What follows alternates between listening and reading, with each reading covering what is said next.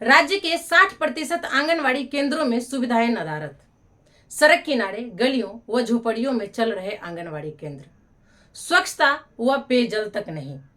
आंगनवाड़ी केंद्र किराया हेतु शहरी क्षेत्रों में 6,000 और ग्रामीण क्षेत्रों में 2,000 रुपए राशि की जा रही भुगतान। राशियों की जा रही बंदरबांट। जी नमस्कार, मैं सविता कुमारी यादव। आप तमाम आंगनवाड़ी सेविका सहायिका बहनों का आपका अपना यूट्यूब चैनल सविता कुमारी यादव में हार्दिक स्वागत करती हूँ, नंदन करती हूँ, अभिनंदन करती हूँ। बहनों, जैसा कि आज का पेपर प्रकाशित हुआ है वो आप लोगों तक पहुंच गया होगा। अगर नहीं पहुंच पाया है तो मैं इस वीडियो के माध्यम से आप तमाम सेविका सहायिका बहनों के बीच पहुंचाने का काम करूंगी और आप लोग भी इस वीडियो को ज़्यादा से ज़्यादा हमारी आंगनवाड़ी सेविका सहायिका बहनों के बीच भेजने का काम करेंगी ताकि वो सच्चाई से रूबरू हो सके।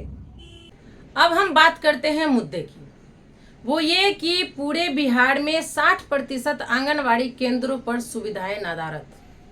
ऐसा नहीं है, पेपर में कुछ भी छाप देना ये कहीं से उचित नहीं है, क्योंकि सरकार द्वारा, विभाग द्वारा जो भी सुविधाएं हमारी सेविकाओं सहायिकाओं को मुहैया कराई जाती है वो भरसक प्रयास होता है कि अपनी जनता जनार्दन बच्चों के बीच वो मुहैया उपलब्ध कराए और कराते भी हैं।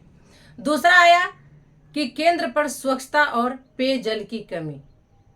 ये भी हमें लगता है कि सरासर गलत है, क्योंकि एक जानवर भी कहीं बैठता है तो वो अपना जगह साफ कर लेता है और हम तो भले इंसान हैं और हमारी आंगनवाड़ी सेविका सहायिका बहनें पढ़ी लिखी हैं, वो आंगनवाड़ी केंद्र को साफ सुथरा रखती हैं और बच्चों को साफ सुथरे जगहों पे ही खाना परोसती है, जैसा कि इस फोटो में भी है।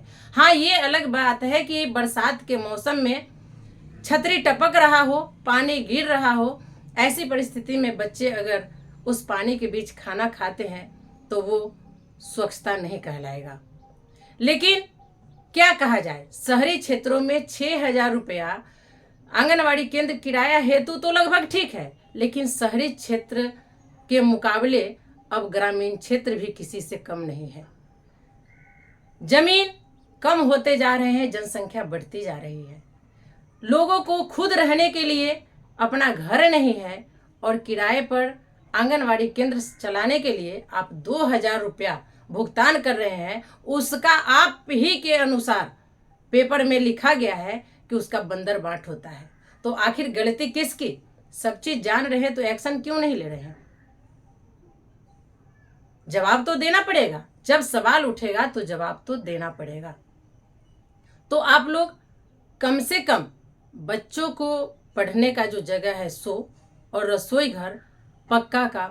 बहनों, जैसा कि आज इस पेपर में प्रकाशित किया गया है, आपके पास ये पेपर पहुंचा होगा तो ज़रूर पढ़े होंगे, देखे होंगे। अगर नहीं देखे हैं तो आप यहाँ पर देख सकते हैं। ये खबर पटना से आ रही है। आप देख सकते हैं कि लिखा गया है, सड़क किनारे और गलियों में झोपड़ियों में चल रहे आंगनवाड़ी केंद्र, जमीन पर बच्चे बैठकर खाते हैं पोषाहार। राज्य में 60% आंगनवाड़ी केंद्रों में सुविधाएं नदारद। तो ये हम उन आंगनवाड़ी बहनों के लिए कहना चाहते हैं जो जानबूझकर ऐसी गलतियां करते हैं। विशेष इसमें किस किस पॉइंट पे सेविकाओं को घेरा गया है, आइए हम विस्तार पूर्वक पढ़कर आपको सुनाते हैं। आंगनवाड़ी केंद्र में शुद्ध पेयजल और स्वच्छता की घोर कमी है। विभागीय सूत्रों के मुताबिक अभी 60% ऐसे आंगनवाड़ी केंद्र हैं जहां स्वच्छता का अभाव है, लेकिन इन्हीं केंद्रों में बच्चों को बिठाकर पोषाहार दिया जाता है। इसमें कई ऐसे भी केंद्र हैं जो किराया कम रहने के कारण झोपड़ियों में चले जाते हैं, जहां बरसात में बैठना तक मुश्किल होता है। इसी कारण विभाग ने निर्णय लिया है कि जल्द से जल्द सभी आंगनवाड़ी केंद्रों को अपना भवन मिल जाए। इन संबंध में जिलों को दिशा निर्देश भेजा गया है कि केंद्र बनाने के लिए जमीन की खोज करें। विभागीय आंकड़ों के मुताबिक राज्य भर में 1,12,000 आंगनवाड़ी केंद्र का संचालन हो रहा है। इसमें अपना भवन 26,097, स्कूल 4,110 किराए पर 80,000 केंद्र है। विभागीय नियम के मुताबिक किराए पर आंगनवाड़ी केंद्र का संचालन के लिए भवन पक्का एवं न्यूनतम रकबा 600 वर्ग फुट होना चाहिए। किराए पर केंद्र का संचालन किसी भी परिस्थिति में अर्ध पक्के व कच्चे भवन में नहीं किया जाए। वहीं लाभार्थियों को केंद्र तक पहुंचने में किसी तरह की असुविधा नहीं हो, इसका ध्यान रखना चाहिए। विभाग ने जिलों को यह भी निर्देश दिया है कि किराए के भवन में बच्चों को सुरक्षा एवं स्वास्थ्य की सुविधा को शौचालय, शुद्ध पेयजल एवं हवादार हो। अब यहाँ पे आप देख सकते हैं कि कम राशि से किसी तरह से चल रहे आंगनवाड़ी केंद्र, जहाँ किराए भवन 2,000 रुपये है, कहीं भी 3,500 4,000 से कम में भाड़े में रूम नहीं मिलता है, लेकिन यहाँ पर मात्र 2,000 रुपया जाता है। और विशेष क्या है, इस पेपर में ही लिखा गया है, हम तो बाद में विस्तारपूर्वक बताएंगे ही। कम राशि में किसी तरह से चल रहे आंगनवाड़ी केंद्र। विभाग से मिली जानकारी में आंगनवाड़ी केंद्र भवन का किराया शहरी क्षेत्र में 6,000, ग्रामीण और जनजातीय क्षेत्र में 2,000 प्रति केंद्र मिलता है। वह राशि आज के दौर में काफ़ी कम है। वहीं इस किराए के राशि में आपसी बंटवारा भी होता है, आप समझ चुके होंगे। ऐसे में नियमों का अनदेखी कर जैसे तैसे और जहां तहां आंगनवाड़ी केंद्र संचालन किया जाता है। केंद्रों में बच्चों के लिए बैठने की जगह तक नहीं है और ज़मीन पर गंदगी के बीच पोषाहार दिया जाता है। ये आप देख सकते हैं, जिस बच्चे को पोषाहार खिलाया गया है, चारों तरफ से टाटी मड़ई जो कहते हैं वो लगा हुआ है, पोस्टर लगा हुआ है। स्वाभाविक है कि बारिश होगी तो उस छतरी से पानी टपकेंगे ही और ऐसे में बच्चों का खाना खाना मुहाल हो जाएगा। तो और विशेष क्या है, आइए हम बताते हैं इसमें। स्वच्छता और शुद्ध पेयजल तक नहीं, ज़मीन पर बैठकर खाना खाते आंगनवाड़ी केंद्र के बच्चे। यह दिया गया है आदेश। समाज कल्याण विभाग ने सभी जिलों को आदेश दिया है कि ICDS का अपना भवन पोषण क्षेत्र में रहने पर केंद्र का संचालन वहीं करे। वहीं पोषण क्षेत्र में प्राथमिक, मध्य, माध्यमिक विद्यालयों में भी केंद्र का संचालन करने के लिए तेजी से काम करे। दूसरा पॉइंट में दिया है, विद्यालय में जगह नहीं रहने पर संबंधित वार्ड में अन्य सरकारी भवन या सामुदायिक भवन, पंचायत भवन, सरकारी भवनों का संचालन किया जाए। अगर इन दोनों में से कोई सुविधा उपलब्ध नहीं है, तब तीसरा है, सरकारी भवन नहीं रहने पर उस स्थिति में केंद्र का संचालन किराए के भवन में किया जाए। तो आपने देखा कि आपका आंगनवाड़ी केंद्र संचालन के लिए किराए पर जो आप रूम लेते हैं उसके लिए शहरी क्षेत्रों में 6,000 और ग्रामीण क्षेत्र में, जनजातीय क्षेत्रों में 2,000 रुपये दिया जाता है। हालांकि ग्रामीण क्षेत्र में भी 3,000, 3,500, 4,000 से कम में किराए का मकान नहीं मिलता है, जो कि विभागीय आदेशानुसार 600 से 800 वर्ग फुट होना चाहिए।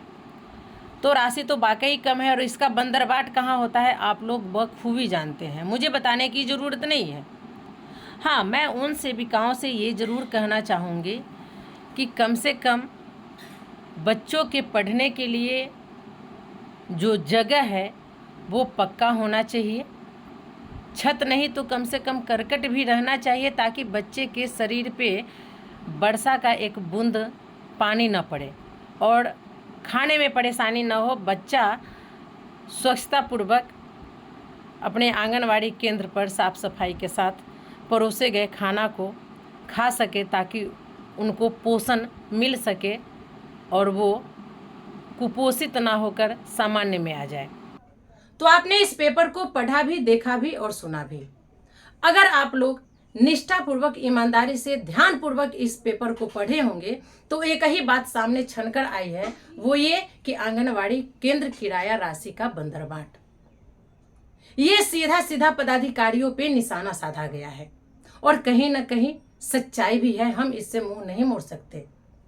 अगर ये राशि मकान मालिक को मिल जाए तो 2 कमरा आप लोगों को आसानी से उपलब्ध हो जाएगी। वो एक आंगनवाड़ी केंद्र के बच्चों को पढ़ाने के लिए और दूसरा किचन के लिए। अगर ये उपलब्ध हो जाती है तो आपके आंगनवाड़ी केंद्र पर स्वच्छता ही स्वच्छता होगी। बिना डर भय के आप सारी सुविधाएं आंगनवाड़ी केंद्र पर उपलब्ध करा सकती है।